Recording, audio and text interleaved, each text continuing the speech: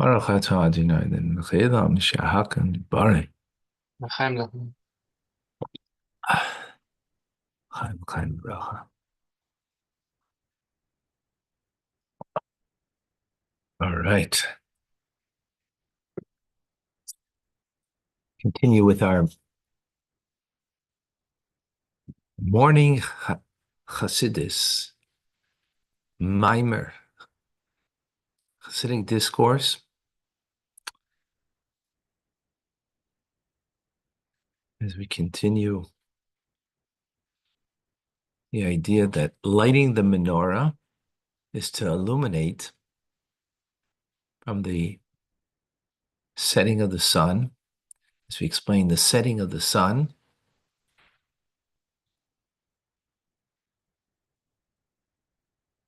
Kabbalistically, according to Hasidic teachings, is the idea of bringing me.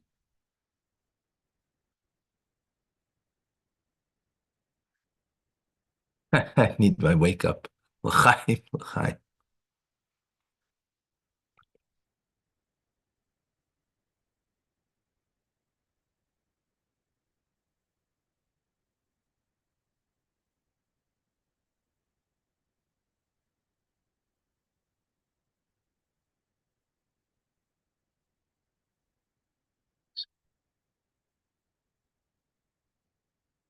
It is the idea that the divine goes and sets into the emanation of God, now becomes the creative force of God into a world of Bia, Bria, Yitzir, and Asiya, and even into Klipa, even into evil, that it becomes a source for evil, for negativity. Excuse me.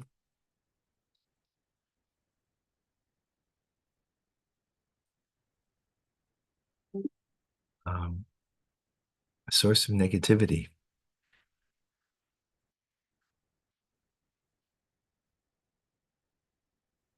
And that's its purpose. So the purpose isn't for the sun to shine, but it's the sunset to go down in order to create klipa, negativity, even ra, even evil. In order, in such a place, we should create the ultimate purpose of refinement.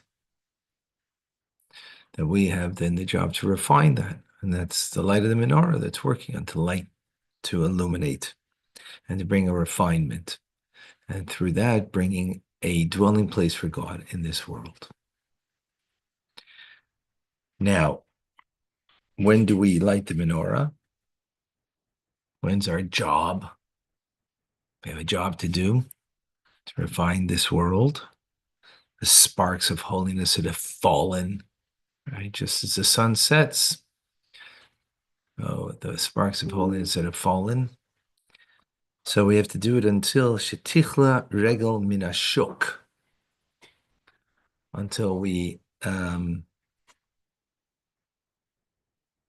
well, literally, in the way we understand it, and then we're going to understand it in a deeper fashion, until it ends the feet in the marketplace, the feet of the marketplace, which those feet are the Talmudoi, right? The wood gatherers, or the last ones in the marketplace. So the word feet found in the marketplace. So the word marketplace is shuk. Right? Anybody been to Israel? So you know about the shuk, right? The marketplace. But it comes from the word shoik, which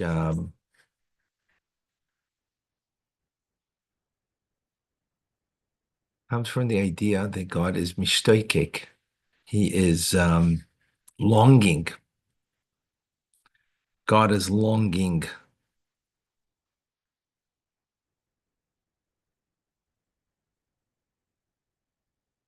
What's he longing for? What is God longing for? Hmm. What is God longing for? Further, the word regel minashuk, the word regel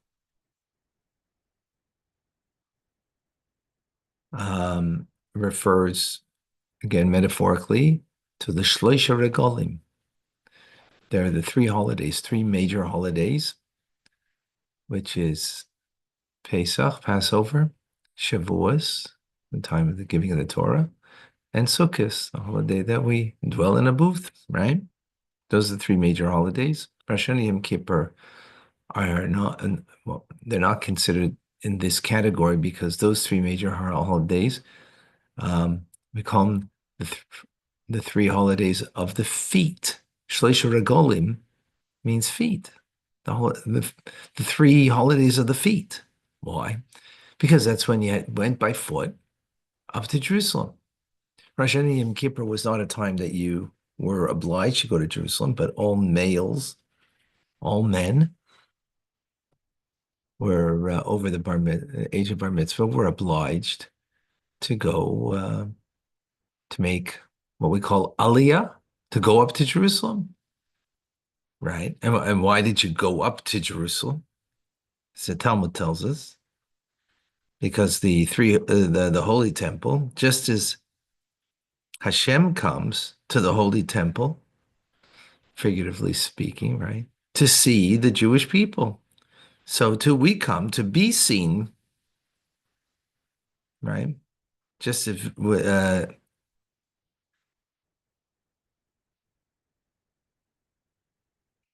just as we came to be seen by God, that God should see us, that we're celebrating in his holy temple.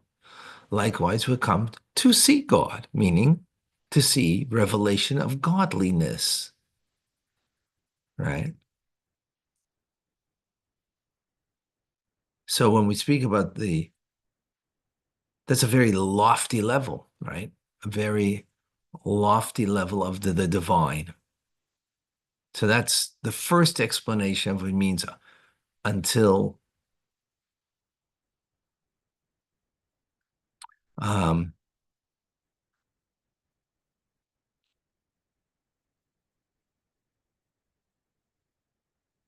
right? This level of the second explanation of this expression is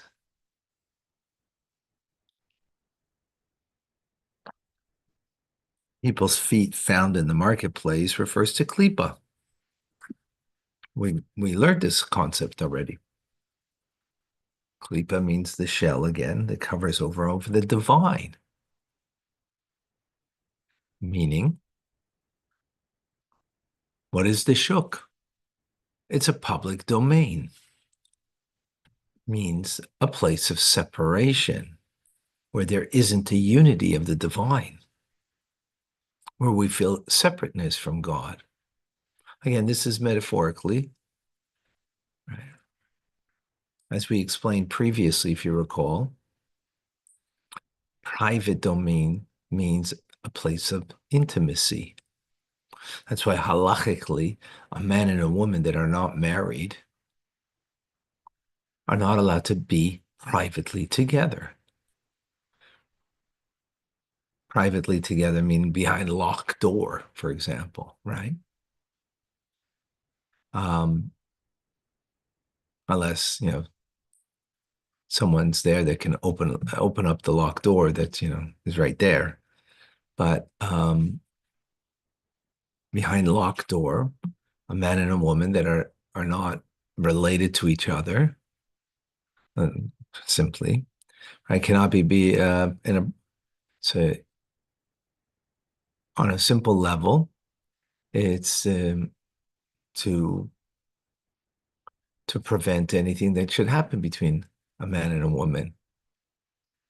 on a deeper level is the very fact that you are in a private domain, right? Meaning it's a locked door, that itself creates intimacy.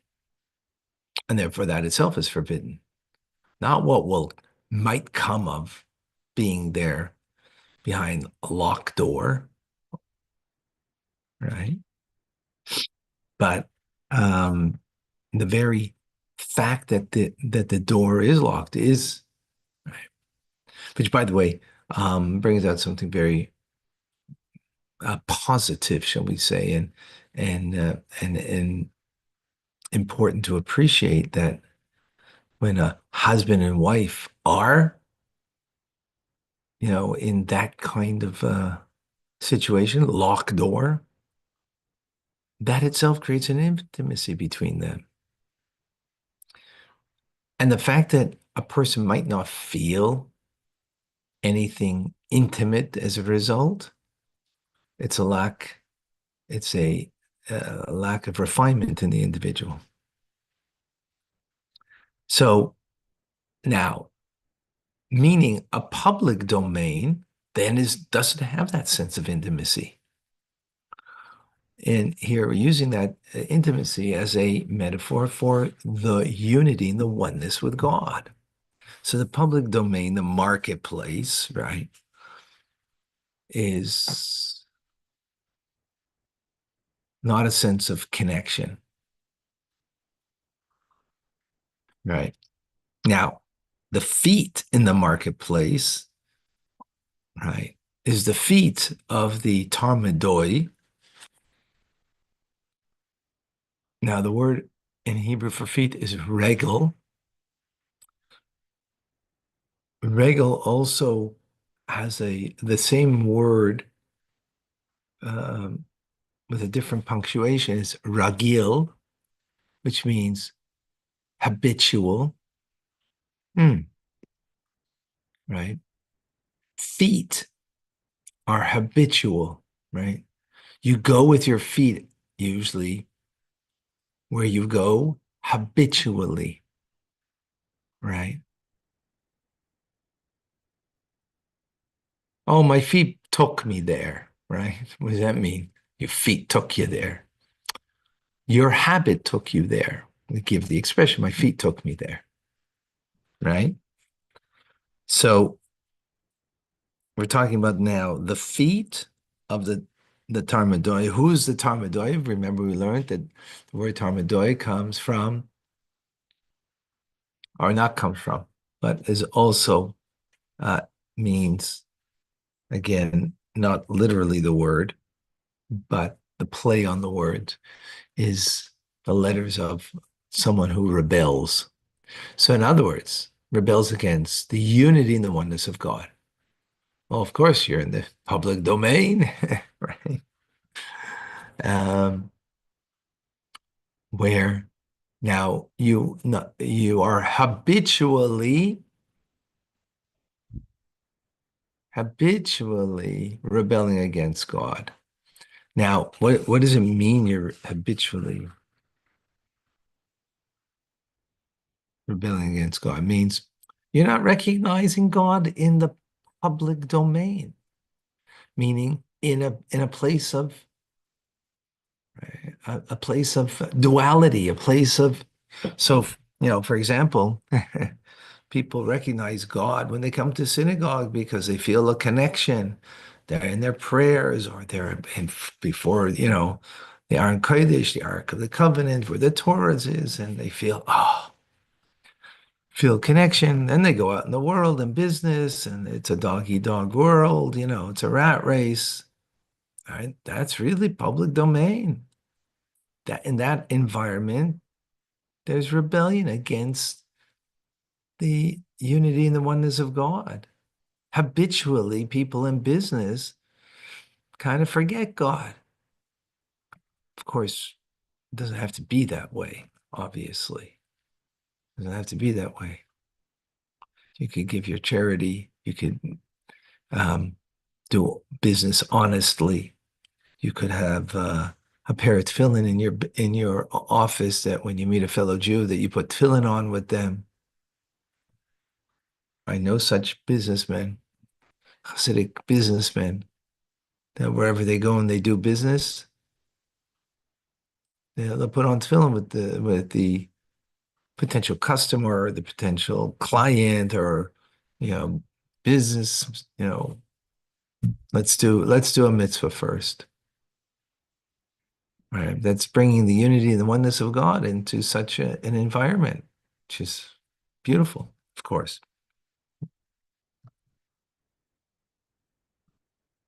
I think I gave this before, bringing this all together. Anyway, that's what this represents, right? So bringing these two ideas together now is God desires, right? We had two explanations. One was a very lofty one, that shuk is mishtakik, that God is desiring. And what's he desiring? To create a world. That's what he desires. He wants to create a world where ultimately there can be a dwelling place for him in this world. But this world is a place that is the lowest possible possibility of concealment of God. And that's the second explanation, right? The public domain being the lack of unity, and there's therefore a rebellion, habitual rebellion against God. Again, just rebellion here doesn't mean that you're doing this. God, I'm going against you. No, it means I feel you know, my lack of connection habitually. So God wants this kind of environment in order that we have the freedom of choice, that we could mistakenly think that God is not in charge, right? Because there's multiplicity. We're in the public domain. That's what this world is. It's a rat race. And if I don't, get the upper hand, then I'm not going to make business. If I don't get the upper hand, this person will take advantage of me. So why? Because God doesn't exist in that moment, right? That God created this environment in order that we can have freedom of choice, so we could say, no, no, no, no, no, no. We don't want. We recognize him. We recognize that this is all coming from God, and that God yearns and desires to create this world in such a manner that I should have freedom of choice, so that when I'm doing business, yes, I give charity from my earnings. Yes, I engage another Jew with a mitzvah. I engage another human being with something warm that should bring them closer to God, to doing goodness and kindness. And this says, the Rebbe, that the verse, it explains now the verse, it says, let us make man. You mean let us? Who's the us? It's God making man. Why us? So the deeper meaning is because God created man. Like the rest of creation, God did not, there was no us involved. Not making the animal kingdom, the vegetation, nothing. Just God. Also man, let us make man. There's many explanations, but the deeper one, based on what we're learning over here, is God is making man in a manner that a man can think that it's us making man, that you came from the ape. and you came from the primate, you came from the ape, you came from an amoeba, you know, you came from a mustard seed. That's where you came from. There's an us involved in making man, that you shouldn't recognize that you are made by God. God created the world that way. That through that, right, that we can take from the public domain and make it private, make it intimate, make it a connection with God, that you put on film with that customer of yours. You give the charity from your earnings, 10% minimum, that you say a good, something nice to the individual that uplifts them and brings them closer to God and to doing something good. And through that, that's exactly what God is. Nishtaikik, that's what he's yearning for. He's yearning for that. And therefore creates the world in such a way, because through that we make a dir b'tachtenim, we make a dwelling place for God in this world.